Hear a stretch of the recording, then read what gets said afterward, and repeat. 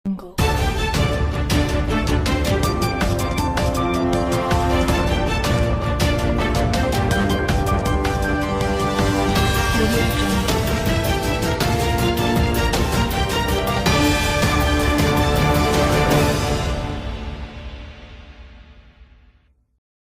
ఆ ఈగల్ మనం స్థాపించిన దగ్గర నుంచి కూడా రవికృష్ణ గారిని మంచి ఎఫిషియెంట్ ఆఫీసర్ని కూడా దానికి డీజీ కింద ఏర్పాటు చేసుకొని మనం డిఐజీ కింద ఏర్పాటు చేసుకొని అక్కడి నుంచి కూడా మనం అందరం కూడా వర్క్స్ అనేవి స్ప్రెడ్ చేసుకోవడం జరిగింది. ఈగల్ టీమ్స్ ఏర్పాటు చేసుకోవడం దగ్గర నుంచి ఈరోజు ఈగల్ టీం పరిస్థితి ఎలా ఉందంటే ఇందాక నేను మాట్లాడుతుంటే చెప్తున్నారు, అందులో ఉన్న ఒక కానిస్టేబుల్ కూడా ఈరోజు మాట్లాడాలి అనుకుంటే మొత్తం టీంలో వాళ్ళు ఏం పని చేస్తున్నారు మొత్తం అంతా కూడా ఒక మోటివేషన్ ఇవ్వడానికి ఒక 20 minutes ఒక కానిస్టేబుల్ కూడా డైరెక్ట్గా మాట్లాడగలరు. అంటే ఈరోజు జనరల్గా ఉన్న పోలీస్ కూడా ఏదైనా కంప్లైంట్ పెట్టాలంటే ఈగల్కి పనిచేస్తున్న కానిస్టేబుల్ ఫోన్ చేసి మేము ఏ యాక్ట్లు పెట్టచ్చు, మేము ఏంటి ఏ రకంగా మేము దీన్ని ప్రొసీడ్ అవ్వచ్చు అని అడిగే పొజిషన్కి ఈరోజు చేస్తుంది. అంటే ఈగల్లోనే 3 టాస్క్ ఫోర్స్ కేంద్రాలుగా పెట్టుకున్నాం.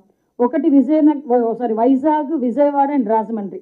వైజాగ్ అక్కడ కూడా మనం ప్రత్యేకంగా టీంని ఏర్పాటు చేసుకొని ఏదైతే మనకి ఏజెన్సీ నుంచి వస్తుందో గాంజాయి వస్తుంది సరఫరా అవుతుంది అనుకున్న ప్లేస్ని కొన్ని హాట్స్పాట్లు గుర్తించాం. ఈ విషయం కూడా ఇక్కడ మీకు ఒక విషయం కూడా చెప్పాలి, మేము అధికారంలోకి వచ్చిన నాటికి ఇంచుమించు మల్టిపుల్ వేస్ ఉన్నాయి ఏజెన్సీ నుంచి కిందకు వచ్చే వేస్. కానీ ఎన్ని చెక్ పోస్టులు ఉన్నాయా అని ఆ రోజు అడిగితే 4 చెక్ పోస్టులు ఉన్నాయండి అన్నారు. ఆ 4 చెక్ పోస్టుల దగ్గర కనీసం సిసి కెమెరాస్ ఉన్నాయా అంటే సిసి కెమెరాస్ లేవండి అన్నారు. అంటే అటువంటి పొజిషన్ నుంచి ఈరోజు చాలా వేరే సెక్టార్స్లో సీసీ కెమెరాస్ ఏర్పాటు చేసుకోవటం, చెక్ పోస్టులు ఏర్పాటు చేసుకోవటం, ఎక్కడి నుంచి అయినా వస్తుంది గాంజా వస్తుందంటే ఇన్ఫర్మేషన్ మనం తీసుకోవటం, ఇమీడియట్గా దాన్ని పట్టుకొని వాళ్ళందరికీ కూడా కేసులు పెట్టడం. సుమారుగా చూస్తే జూన్ 2025 వరకు చూసుకుంటే 831 డ్రగ్ కేసులు నమోదు చేశాం. ఈ రోజుకి 2114 మందిని అరెస్టు చేయడం జరిగింది. 23,770 కిలోల గంజాయి ప్లస్ 27 లీటర్స్ యాషిష్ ఆయిల్ కూడా పట్టుకోవడం జరిగింది. 2093 వాహనాలు సీజ్ చేయడం జరిగింది. 8,200 మందికి అవగాహన శిబిరాలు ఏర్పాటు చేయడం జరిగింది. ఇక్కడ ఈ హ్యాషిష్ ఆయిల్ దగ్గర ఒక విషయం చెప్పాలి. నేను మొన్న పాడేరు వెళ్ళా ఈ ఆల్టర్నేటివ్ క్రాప్స్ డిస్ట్రిబ్యూషన్ చేయడానికి నేను రవికృష్ణ గారి ఇద్దరం కలిసి వెళ్ళాం.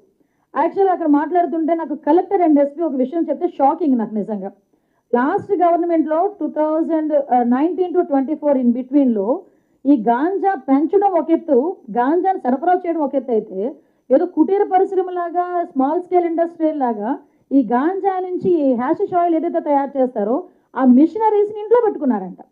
ఇంట్లో పెట్టుకుని వాళ్ళే ప్రిపేర్ చేసి ఆ ఆయిల్ని కూడా సరఫరా చేసే పొజిషన్. ఎప్పుడైతే మనం ఈగల్ ఎస్టాబ్లిష్ చేసి ఈగల్ తాలూకా యాక్టివిటీస్ పెరిగినాయో అప్పటి నుంచి మొత్తం వాటన్నిటిని కూడా వాళ్ళు వదిలేసి వేరే వేరే రాష్ట్రాలకు కూడా తీసుకెళ్ళిపోయే పరిస్థితి. వాళ్ళు ఇక్కడ మనకు అటువంటి ఆపరేషన్స్ కూడా ఏమీ లేవు, జీరో ఆపరేషన్స్, అటువంటి ఆపరేషన్స్ అయితే జీరో. ఇది కూడా one of the best result.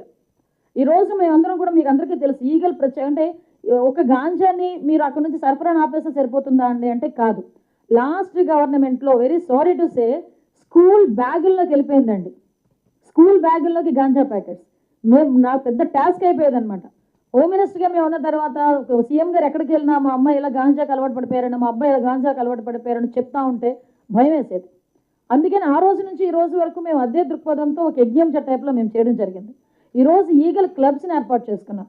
స్కూల్లో కూడా చిన్నపిల్లల స్థాయి నుంచి కూడా వాళ్ళందరికీ కూడా అవగాహన కల్పించాలని గౌరవ విద్యాశాఖ మంత్రి నారా లోకేష్ గారి ఆదేశాల మేరకు ప్రతి కాలేజ్లోని ప్రతి స్కూల్లోని కూడా ఈగల్ టీమ్స్ పనిచేస్తున్నాయి.